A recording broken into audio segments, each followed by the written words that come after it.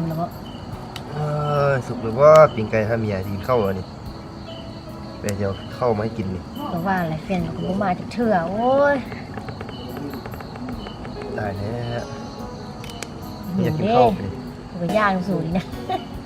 สุกจะเถื่อไม่ละสิอันนี้ไม่เมียมึงได้แล้ว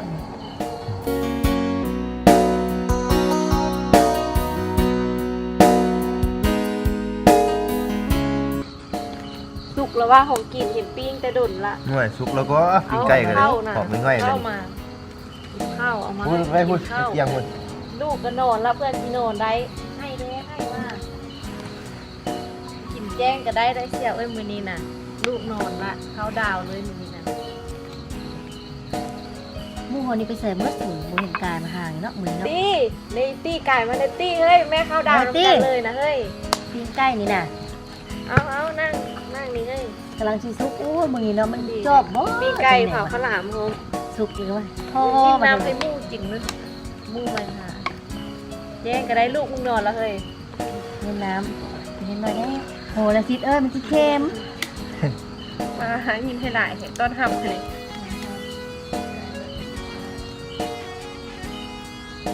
จะเจ็บครับเฮ้ยลิวผู้บ่าวขึ้นไปใส่สนะเฮ้ยก็บุพามาลิ้นมาเข้าดาวดังกันจักแหละมันตายแล้วจะถ่ายผู้หามึงเม่มาเข้าดาวดังกันแล้วบ่ลูกกระโดนแล้วมือนี่นะผู้หามันบุได้ได้จนแจ้งมือนี่นะมันบุได้น่ะเข้าดังกันเลยโถไม่เลยเดี๋ยวเมื่อยไหนกันมาผู้หามันบุได้ก็ถามบุได้ผู้หามากินข้าวแรงดังกันแล้วบ่เข้าดาวเลยมือแรงเว้นหมาให้เรามาเด้ไม่มาห้าหรอวะแม่นมันแรงนะเริ่มที่นะ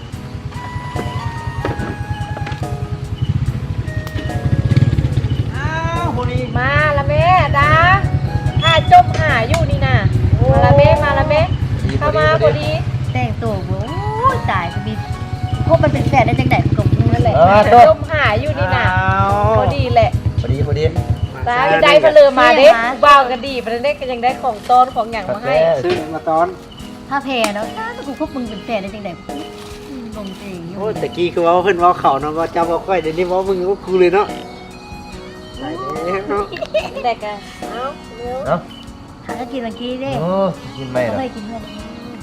โอ้มองหมดแล้วก็สามีน่ะโตมาแล้วแม่โตเข้าดาวกันมาลิ้นที่หน้า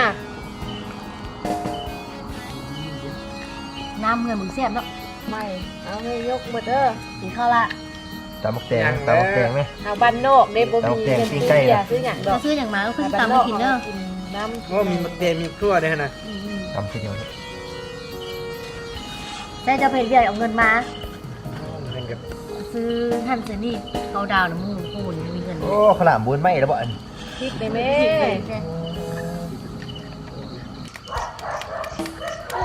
ฝักบักแตงต้นหับตีนเนาะจะกลัวได้เลยเนาะอยากกินหลายเหนียวยังมาเว้าอยู่ไซโซ่กินหลายเหนียวโซ่สุดกินนั้นอย่างนี้กินนี้แล้วอย่างเหนียวนั้นอยู่ตีนโปะเองงามกว่าแต่เศร้าโหดค่ำมันกันยังได้ตายแต่ปิ้งไก่ตัวเดียวงมงับมันถ้ามูถ้าคู่เลยได้สนะก็ได้แต่ไก่ตัวเดียวอะไรปะเดี๋ยวมึงย้อยมันฟังเอาเด้อเดียวกันยังเข้มซับฟังเอาเป็นไข่พิษเป็นไข่คือฟังเอาเซี่ยวเลยได้เด้อชิมจะบ่บักนี่คือกันเกี่ยวเลยไปร้านจะไปใส่มาเดี๋ยวมานี่เรามาเลือดอันนี้คุณเมียมกินน้ำพัดกินถ้าเมียมหายกินแม่ก้อนกินได้กินไม่ได้เมื่อนอนเลยกินไม่ได้แล้วกินเป๊ปซี่ได้กินไม่ได้เมื่อนอนท่าได้นี่เหลือคือทำไปเถอะอยากเข้าอีกเนี่ยสี่โมงแล้วโอ้ยมันเป็นท่าจะเย็นๆมันจะพิษกันเถียงกันหลายสู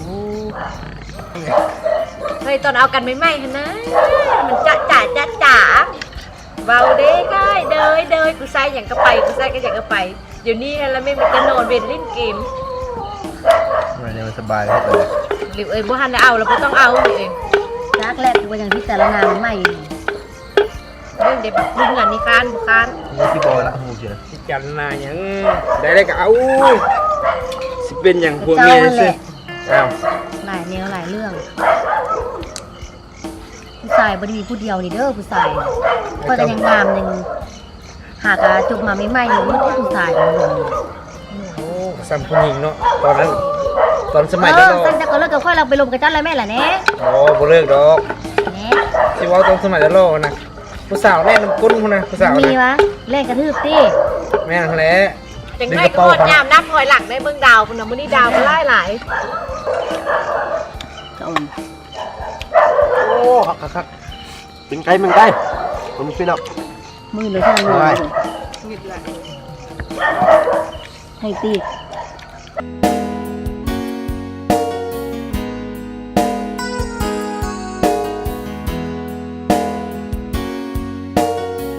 เสียดกูเมาแล้วมึงเมียนเด้อพาเข้านี่เด้อ โอ้ยเบิ่งดูเมียเขาเลยนะมันจะใส่เดี๋ยวตัวหน้ามูตัวหน้าคู่กันเลยเจ้าก็ยังเที่ยวยอเมียไปสิ โอ้ขัดเป็นอย่างซี่บ่เอาจักเทื่อ เดี๋ยวเอาเมียเมียเลยเนาะ จ้าง50ล้านยังบ่เอาเลยนะ50ล้านนะ ว่ามาตีนฟาดรถเมียนี่ไป แต่ว่าเจ้าค่อยเอาได้เจ้านะลงมาโดนแล้วก็บ่ได้หิมไปป่าแล้ว แม่มึง บ่เอาบ่ป่าแล้วบ่ ตาย เอา ตาย เช้าจะเถียงกันเอาสีไก่นะ อ่า โอ้ยอมเลยเนาะเมียเลยสิเนาะไอ้ดาเนาะตายตาย คือดีๆได้ก่อนจะเอาเมียมันเอาสุ่ม4สุ่ม5สุ่ม6สุ่ม7ไปได้ ไม่ถูกหาผู้สาวมาหาครับว่า แซ่บเลยไหนปอนมาฮ้อนก็ฮ้อน ดามเมื่อบ่ ไปเมื่อไป ไม่ไหวแล้วนะเมื่อเนาะ แย่เลยจะ น บ่ อน มันไม่ไหวแล้วมื่นตาบุขึ้นแล้วคนโอ้ย เมาก็เมาไปไปสิกลับก็ได้เมียนเองได้เลยนะ เมียเองได้ เอามากิน เมื่อซื้อเมื่อ เอามากินเงินหมูเมียเองได้ เมื่อก็ได้สิเด้อ เมียเราไม่นะมาเลยโอ้ย ขอได้ ตายแล้ว